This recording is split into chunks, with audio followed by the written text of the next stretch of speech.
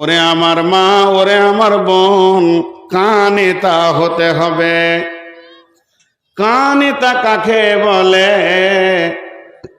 কানেতা মানে স্বামী সাদা বাটা মোটা ছোট যেমন মাল এনে দেবে এক চান্সে হেসে গ্রহণ করে নিতে হবে। স্বামী তোমার জন্য যে কালারের কাপড় এনে দিয়েছে এক চান্সে গ্রহণ করে নাও। হাজি ভাই বলেন, আমাকে উত্তর দেন। আপনাদের যতজনের বিয়ে হয়েছে তারা মুখ খুলেন। হাজি, বিবিকে কোনো মাল এনে এক চান্সে রাজি করতে পেরেছেন? হ্যাঁ না বলে না? সবাই বলেন পেরেছেন? না, পৃথিবীর কোনো মেয়ে পারবে না। কে বললে? তাহলে ওটা মেয়েই লয়। রসুলকে ঘোল খাইয়েছে, এতদিন বন্ধ ছিল, আর বলছে এক চান্সে রাজি করে দিয়েছে।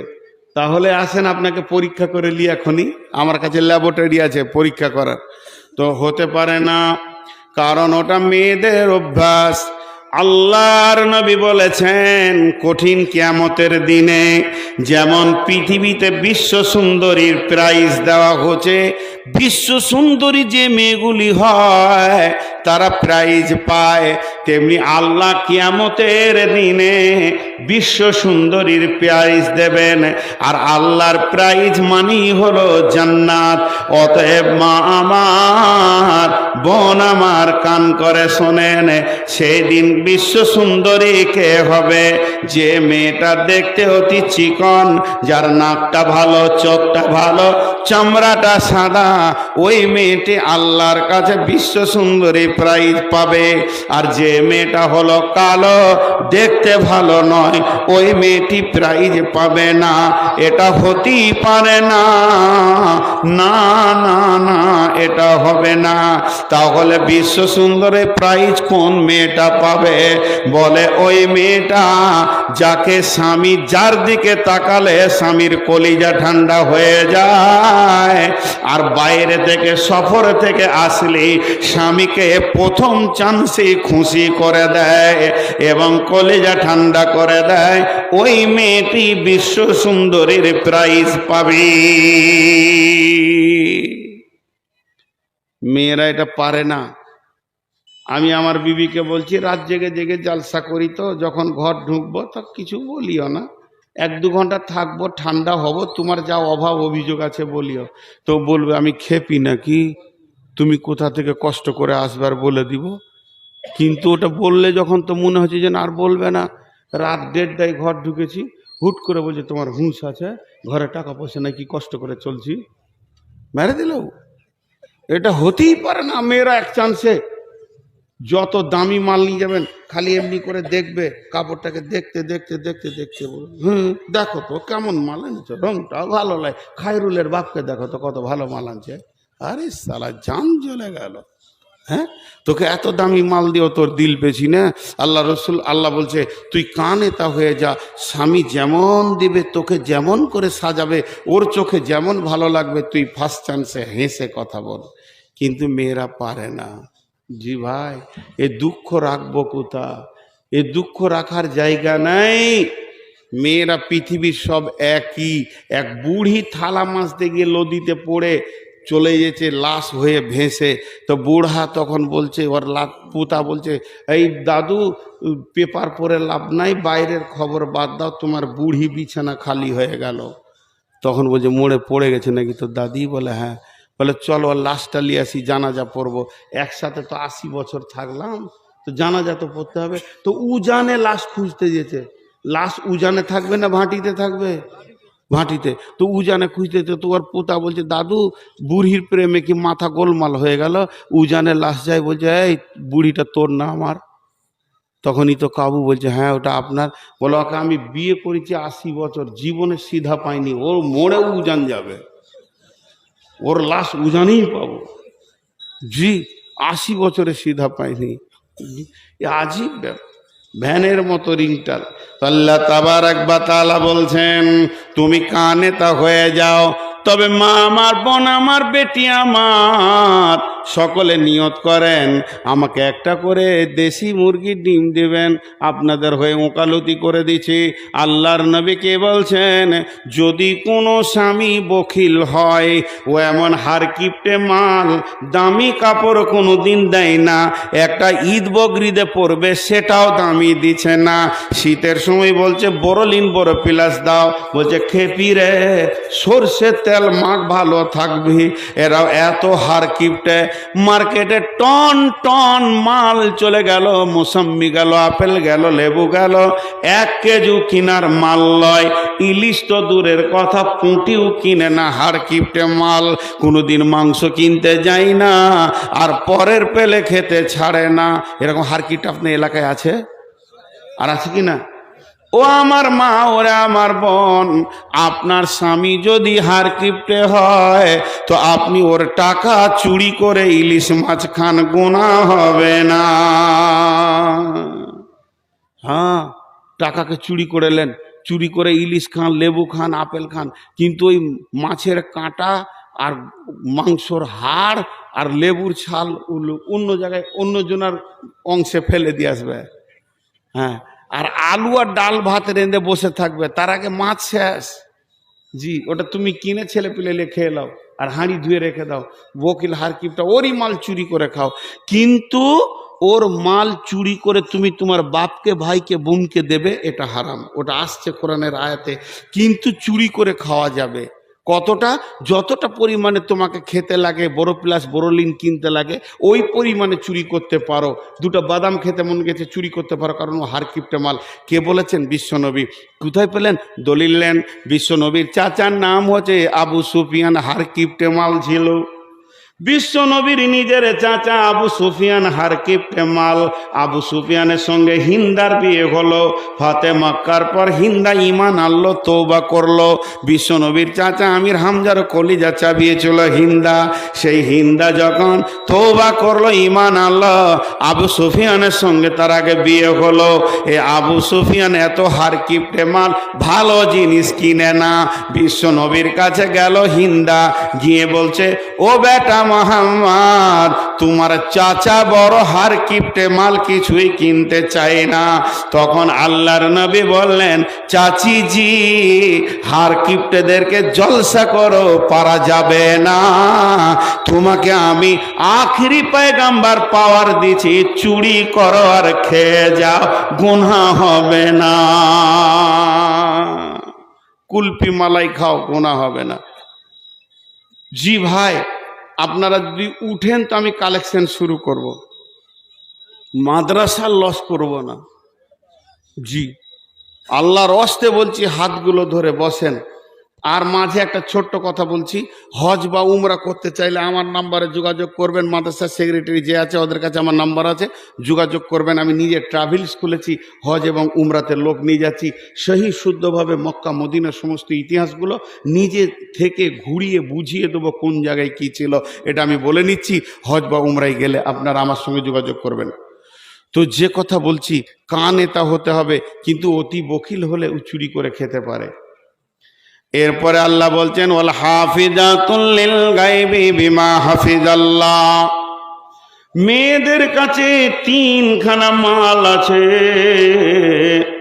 আমার রব বলছে এগুলিকে তুমি হেফাজত করো। যেমন আমার বিবিকে আমি বর্ধমানে রেখে এসেছি, তার মাথা থেকে পা পর্যন্ত এই বডিটা হলো আমার।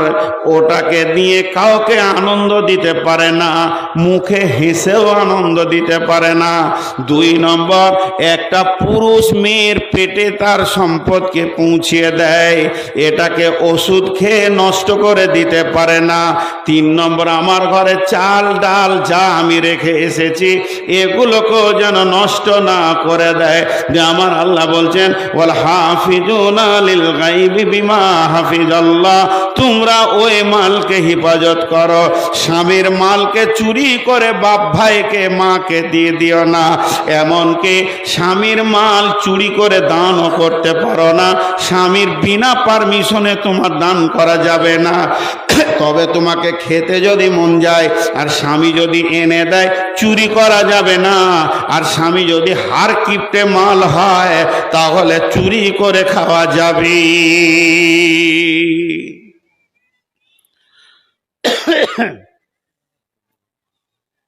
ভাইয়া, আমি আপনাদেরকে 5টা মিনিট বসতে বলছি, আল্লাহর রাস্তায় বসেন, 1-2 করে উঠলে তো অর্ধেক খালি হয়ে গেল।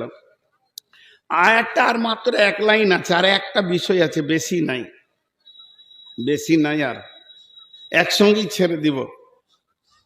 আল্লাহ বলছেন, আল্লাতী তাকাফুনা নুসুজাহুন্না ফাইযুহুন্না ওয়াহজুরুহুন্না ফিল মাজাজি'i ওয়াজরিবুহুন্না ফাইন আতানাকুম ফালা তাবগু আলাইহিন্না সাবিলা ইন্নাল্লাহা কানা আলিয়ান কাবীরা। সুবহানাল্লাহ। আল্লাহ কত সুন্দর কথা বলছেন, শুনেন। এই জায়গাতে আল্লাহ কত দামি কথা বলছেন। অনেকে বিবিকে অযথা মারে। জি না, তুমি তোমার বিবিকে আস্তে আস্তে বুঝাও, দিনের কথা বলো, তাফসীর করো, আলেম ওলামার কথা বলো, আখিরাতের কথা বলো, জাহান্নামের কথা বলো। যদি দেখো তোমার বিবি অসঙ্গত চলাফেরা, তো বলছেন আল্লাহ তাবারাক ওয়া তাআলা বলছেন ফাইযুহুন্না ওয়াহজুরুহুন্না নুসুজাহুন্না ফাইযুহুন্না ওয়াহজুরুহুন্না ফিল মাজাজি'i, তাদেরকে বোঝাও। তাতেও যদি ঠিক না হয় তাহলে একই রুমের ভিতরে বিছানা আলাদা করে দাও, যে খবরদার তোমার আর আমার বিছানা আলাদা, এক বিছানায় আসবে না। মেয়েটি যদি জ্ঞানী হয় চোখের পানিতে কেঁদে তোমার কাছে মাপ চাইবে যে আমার স্বামী আমাকে বিছানা থেকে সরিয়ে দিয়েছে। তাতেও যদি ঠিক না হয় ওয়াজরিবুহুন্না, মেয়েদেরকে মারা যায়, আল্লাহ কালাম পাকে বলছে মারো, কিন্তু মারের পরিমাণটা কেমন হবে? তাকে ল্যাংড়া লোহা করে দেবে, তার গালে এমন মারবে যেন দাগ হয়ে গেছে, তাকে পঙ্গু করে দেবে।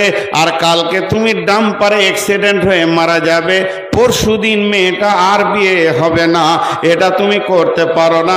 তুমি যে ওর চির স্বামীর কোনো গ্যারেন্টি নাই, হতে পারে আল্লাহ তোমাকে কোনো ওসিলাতে নিয়ে নেবে, ওই মেয়েটি আবার ইদ্যত পালন করে ওর বাপ ভাই বিয়ে দেবে, কিন্তু তুমি এমন মার মেরেছ আর দ্বিতীয় স্বামী তাকে গ্রহণ করছে না, এইভাবে তার বডিকে পঙ্গু করে দিতে পারো না।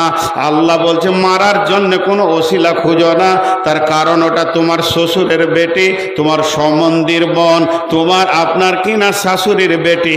তার আগে ভেবে দেখো আমার সে বান্দি, তার গায়ে যখন তুমি মারো আমি আল্লাহর দিলে লাগবে, তবে যদি অন্যায়ভাবে মারো আমি ওর রব কিন্তু হিসাব করতে ছাড়ব না। এর জন্য আমার আল্লাহ বলছেন গোলাম রে, তাদেরকে জবান দিয়ে দিয়ে ওসিয়ত কর। পুরুষের তিনটে অভ্যাস আছে খুব নোংরা। পুরুষের 3টে অভ্যাস আছে খুব নোংরা। পুরুষের 3টে অভ্যাস আছে খুব নোংরা। আপনারা বলেন বলবো? আরে বলেন বলবো? পাগলারে, বলে দিলে আমাদেরই মান সম্মান থাকবে। বলছে বলেন। হ্যাঁ, ওগুলা ঢেকে রাখতে হয়। জি, একটা বলি, তার মধ্যে একটা বলবো, এই তফসিরই আছে। সেটা কি? পুরুষের ধারণা সবারই বউগুলো ভালো, আমার বউটা খারাপ। এটা বাজে ধারণা। একই কোম্পানির সব একই, কিন্তু এটা ধারণা। একটা মজার গল্প শোনায়। আমাদের ওইদিকে একজন বড় আলেম ছিলেন, নাম করব না, তাকে অনেকে সম্মান করতেন। তো মাদ্রাসা জেনারেল কমিটির মিটিং চলছে, 50-100 লোক বসে আছে, আর উনি মাঝে বসে আছেন। বিখ্যাত আলেম, বড় বড় সাইকুল হাদিসদের ওস্তাদ। তো এক পাগলা মাথা মোটা গিয়ে বলছে, জি জি বলবি সাহেব। কি হলো রে? তাবিজ দেন তো। তাবিজ কি করবি রে?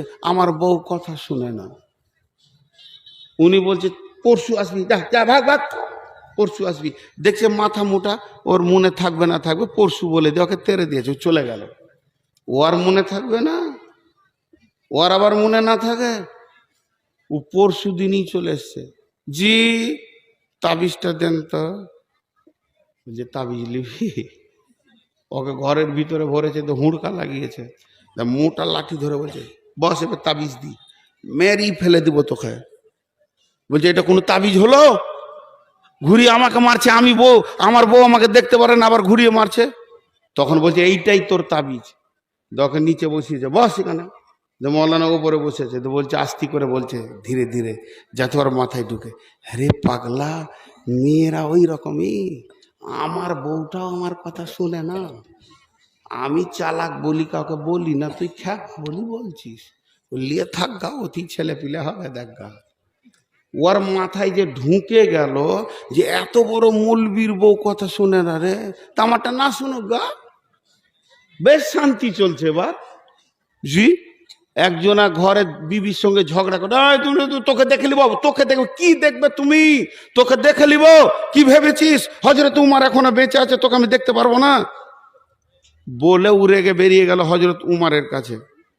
উমরের দরজায় এরকম ডাক দিয়েছে, উমর বলছে কে? আর তখন উমরের বিবি আবার উমর কি বকছে, বুঝছেন? 18 লক্ষ বর্গ মাইলের বাদশাহ হযরত উমর, যার সামনে কেউ দাঁড়াতে পারতো না, তো আর বিবি খুব বকছে, খুব বকছে উমরের বিবি, আর উমর চুপ করে শুনছে। তখনই পালিয়ে গেছে। মানে ওষুধ কোথা নিব, সে তো নিজেই রোগী, তো ওষুধ দিবে কি করে, আমার বিচার করবে কি করে? বহুকে বলে এসছে, দেখছি তোকে উমারকে নিয়ে আসছি, তোর বিচার করছি, কিন্তু ওই তো উমার তো নিজেই রুগী। তখন ও পালিয়ে যাচ্ছে, উমার দরজা খুলে দেখছে অনেক দূরে, এসো এসো, বলছে হয়ে গেছে কাজ। বলছে আয় রে ভাই, বলছে আমার কাজ হয়ে গেছে, আমার ভেজাল বরাত মিটে গেছে। বলছে তুই আমার কাছে আয়। কাছে গেল, কি জন্য এসেছিলি? আমার বউ কথা শোনে না। বলে আচ্ছা হুজুর, আপনি বলেন তো, আপনার বউ এত বকছে, তো চুপ করে শুনছেন কেন?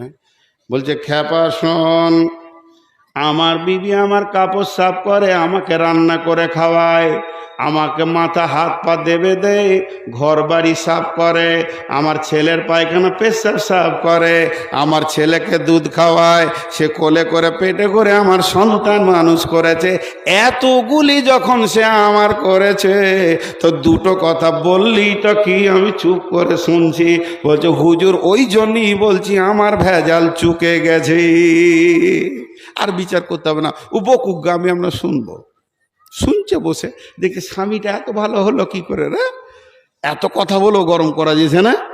তো আল্লাহ বলছেন যে খবরদার, তুই ভাবিস না যে লোকের বউটা ভালো, আমার বউটা খারাপ।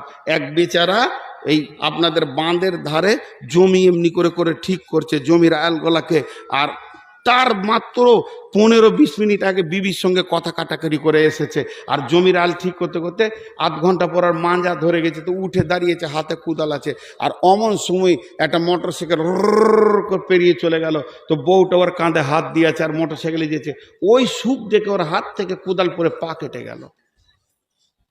বলছে ও কত সুখে আছে, আমার বউটাই খারাপ।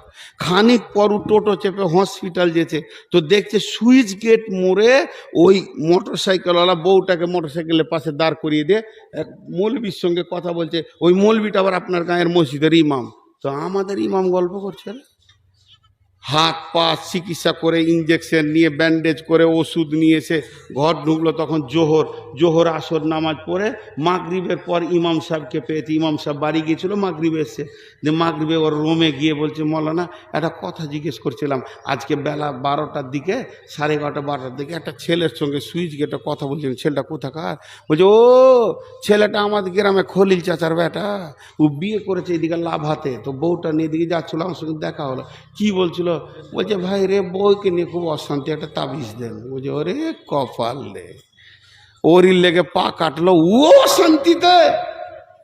তা আপনারা মনে মনে ভাবছেন যে মৌলবীদের বউগুলো ভালো, সব 90 ডিগ্রি অ্যাঙ্গেলের বেঁকা। অতএব ওকে ওইভাবে নিয়ে চলতে হবে, কোরআন বলছেন। এবার গোটা আয়াতটা দেখেন, প্রথমে আল্লাহ বললেন, হে মহিলার দল, সারা পৃথিবীর পুরুষেরা তোমাদের নেতা হবে, তোমরা তাদের অধীনস্থে চলবে। ও পুরুষ আর মহিলা, তোমাদের মধুর মিলনে আমি সন্তান দিই, সন্তানের ব্যাপারে কেউ কারো ওপরে যাবে না। তারপরে বললে, হে মেয়েরা, তোমরা যদি নেককার হতে চাও, সলেহা হও, অল্পে সন্তুষ্টি হও, মা স্বামীর মালের হেফাজত করো।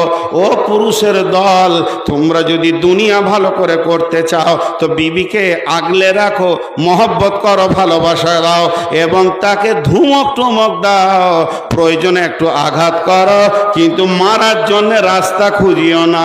ওটা আমার বান্দে, তোমার শ্বশুর হিসাব লিবে না কয় লাঠি মেরেছ, তোমার শাশুড়ি লিবে না, তোমার শালা নেবে না। আমি কিন্তু কিয়ামতের মাঠে তিলে তিলে হিসাব বুঝে লিব, আমার বান্দিকে অযথা মারবে না। ভাই, আমি আপনাদের কাছে ভিখারি, 5টা মিনিট চাইছি, একজনও উঠিয়েন না, পাগুলো ধরে বলছি। আর কি বলবো, এর থেকে কত ছোট হব? 5টা মিনিট আমি ঘড়ি দেখে নিলাম, 5 মিনিটকে যদি আমি 6 মিনিট করে দিই তো আমি